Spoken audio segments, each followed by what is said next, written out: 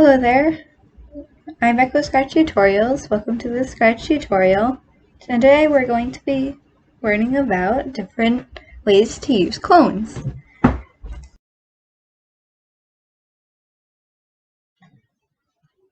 Okay, so the first thing we're going to do with clones is a trail effect. So I have a sprite here. It's just a plain circle, and we're going to make this simple script. This is the simplest of the things I'm going to show today. So that's why it's first. When flag clicked, forever, create clone of myself. So this will, when the flag is clicked, constantly be creating clones. We'll do, when I start as a clone, repeat 10, change ghost effect by 10. So it will slowly disappear. So you can see that if we try it here, it will work pretty well. But you can't see it until we do go to mouse pointer. And you can see, though, that it eventually stops. There's a reason for this. There's a limit in Scratch on how many clones can be on the stage at once, which is 300. So if you leave it running for too long, then it will eventually create 300 clones and stop working. So we can fix this by deleting the clone once it disappears. And that's it. You can see that this is all there is to it, and now you have a very nice trail effect. Great. There are some things that you can change. For example, you can change the numbers. It should always add up to 100 though. Repeat 20, change ghost effect by 5. So now it's a very long one. Repeat 5, change ghost effect by 20. It's a very short one. And you can also do other things, like changing the size. So it's a bit of a weird one now. I like change it by -3 so that it makes it a bit smaller. And that's it.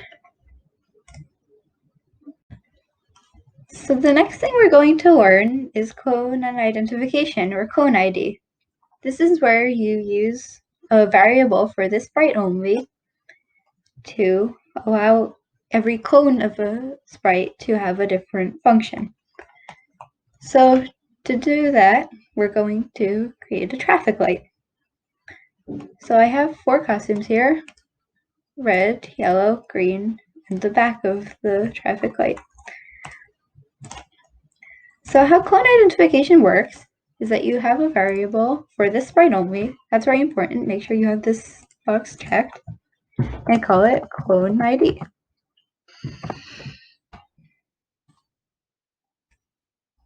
And so the way it works is that when you have a clone, if you have a variable for this sprite only, then every clone will have its own copy of that variable, which means that you can use the clone's variable to detect what clone it is.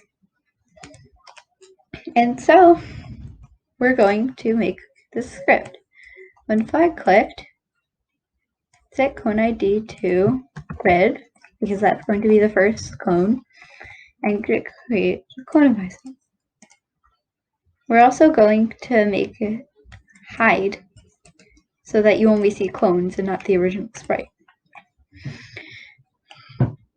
And now we're going to create a script for the clones. And so when I start as a clone, show. This will mean that every clone that's created shows, so you can see it. And then we're going to make another sprite. Another script. This one will be specific to the red light. So when I start as a clone, if not clone ID equals red, then stop this script. This means that it will only continue the script and do what we put after it if it's the clone with the ID red. And now we can put whatever code we like for the red light. So in this case, it will be go to x0, y65, and go to front layer. And of course, switch its costume to red. And when we press the flag, you can see that this is the clone. And it's in the right place. So the next thing we're going to do is duplicate the script for the yellow and red and blue and green lights. So set clone ID to yellow this time. And we're going to duplicate the script. And we'll make this yellow. And we'll switch the costume to yellow and go to x0, y0. And now, if we press the flag, we have the red light and the yellow light in the correct locations. And finally, we'll do the same thing for green.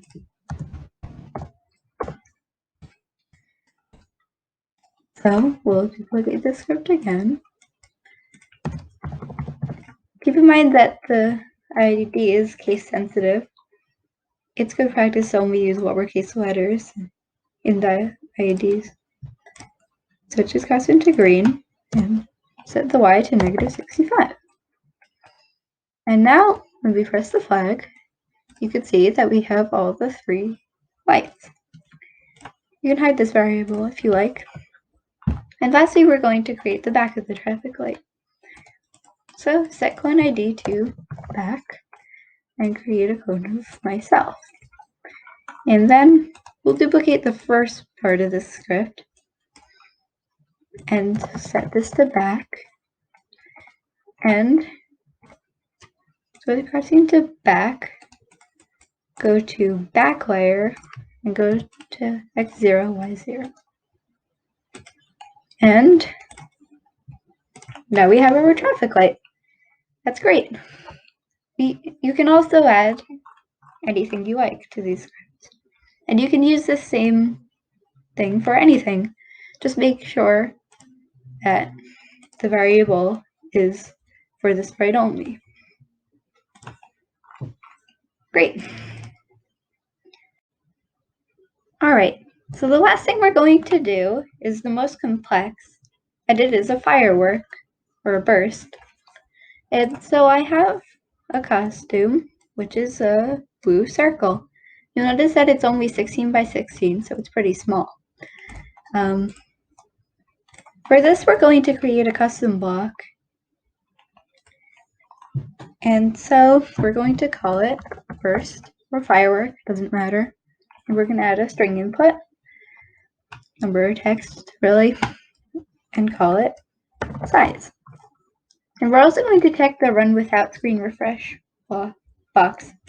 What this does is that it makes it run instantly so that there's no delay between the blocks.